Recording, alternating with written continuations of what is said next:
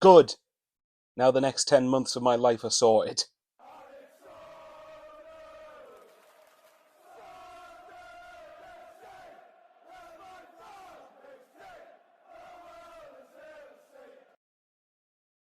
Right then, fixtures. We finally know who we're playing and at what stages of the season. So I've got me on my PS4 screen, I've got the fixtures in front of me. So that's why if you see me keep looking up and down like that, then you know why.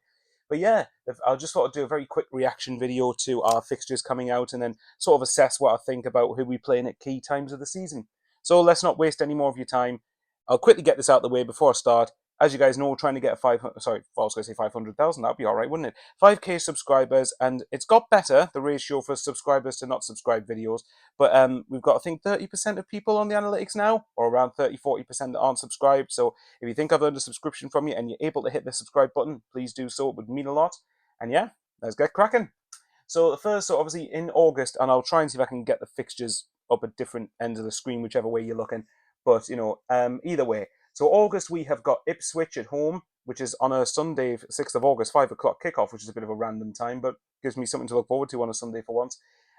Preston away, then we followed by Rotherham at home before a trip to Coventry ending the month. Bet your Coventry's on Sky, usually is. Then we've got September. Southampton at home on the 2nd before the international break. Then we've got QPR away, followed by a midweek trip to Blackburn. Then we return to Wearside at home against Cardiff before ending the month at Hillsborough to take on Sheffield Wednesday.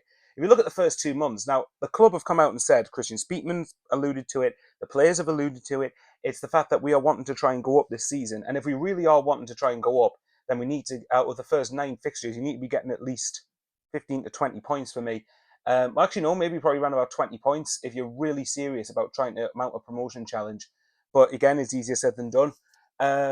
Then October's pretty tricky, to be fair. Watford and Middlesbrough at home to start the month. Then we have trips to Stoke and Leicester, followed by Norwich at home after that. November, we have Swansea away, followed by Birmingham at home. Then a trip to Home Park to face Plymouth before a midweek home game at the end of the month against Huddersfield. And then December, to round off 2023, we have a trip to Millwall away. Then we've got West Brom and Leeds at home after that, followed by a trip to Bristol City. Then a trip to Hull on Boxing Day is sandwiched in between a home game against Coventry before Christmas and a trip to Rotherham not long before New Year.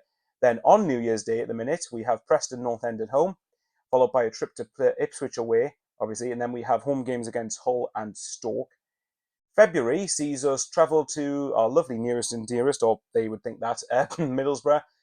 Then we have a home game against Plymouth, followed by trips to Huddersfield and Birmingham, and ending the month at the Stadium of Light against Swansea.